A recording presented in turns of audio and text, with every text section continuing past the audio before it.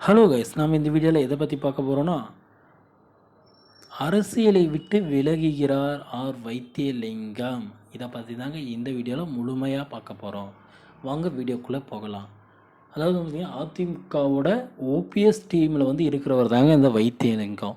இந்த வைத்தியலிங்கம் பார்த்திங்கன்னா இப்பொழுது நேரடியாக பார்த்திங்கன்னா அதிமுகவோட பொதுச் செயலாளராக இருக்கக்கூடிய எடப்பாடி பழனிசாமிக்கு ஒரு சவால் விடுறாருங்க. அது என்ன சவால் அப்படின்னா, உடனடியாக வாங்க, நீங்களும் நிற்கலாம், நானும் நிற்கலாம், ஒரு தொகுதியில் யார் அதிக வாக்குகள் பெறுகிறார்களோ பார்க்கலாம் அப்படின்ற மாதிரி சொல்லியிருக்காங்க. வருகின்ற நாடாளுமன்ற மக்களவைத் தேர்தலில் பார்த்திங்கன்னா அதிமுகவோட சின்னத்தை பயன்படுத்தாமல் நீங்கள் தனியாக நில்லுங்க.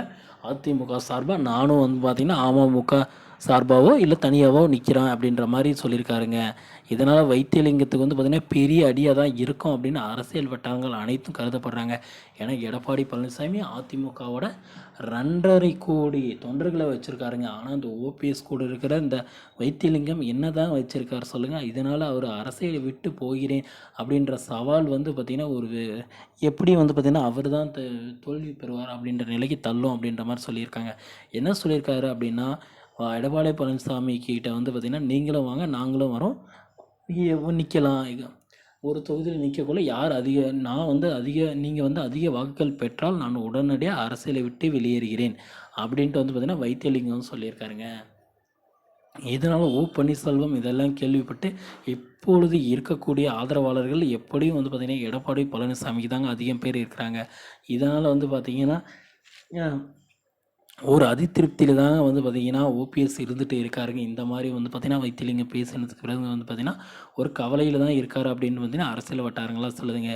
வைத்தியலிங்கம் பார்த்திங்கன்னா அரசியலை விட்டு வெளியேறதுக்கு இன்னும் கொஞ்ச நாள் தாங்க இருக்குது. ஏன்னா ஓபிஎஸ் பார்த்திங்கன்னா டிடிவி கூட சேர்ந்ததும் பார்த்திங்கன்னா அவருக்கு பிடிக்கலைங்க. அதான் வைத்தியலிங்கத்துக்கு பிடிக்கலைங்க. அவரை சந்திக்க போக்குள்ள கூட பார்த்திங்கன்னா வைத்தியலிங்கம் அவர் கூட போகலைங்க. இதனால் பார்த்திங்கன்னா ஓபிஎஸ் கூட இருந்து பிரியறதுக்கான வாய்ப்புகள் இருக்குது. இவருக்கு ஆதரவாளர்கள் குறைஞ்சிட்டே வராங்க. ஒருத்தர் நாட்டில் கூட பார்த்திங்கன்னா இவர் பெரிய கை அப்படின்னு தான் இருந்தாருங்க. ஆனால் அதெல்லாம் துவம்சம் பண்ணிட்டாருங்க நம்ம எடப்பாடி பழனிசாமி. துரைசாமி அப்படின்னு அதிமுகவோட முன்னாள் உறுப்பினரான அவருக்கு பார்த்திங்கன்னா அதிமுக கூட உழைத்ததற்காக அவருக்கு மார்பளவு சிலை வைக்க ஒருத்தநாடு போயிருந்தாருங்க. அந்த டைமில் பார்த்திங்கன்னா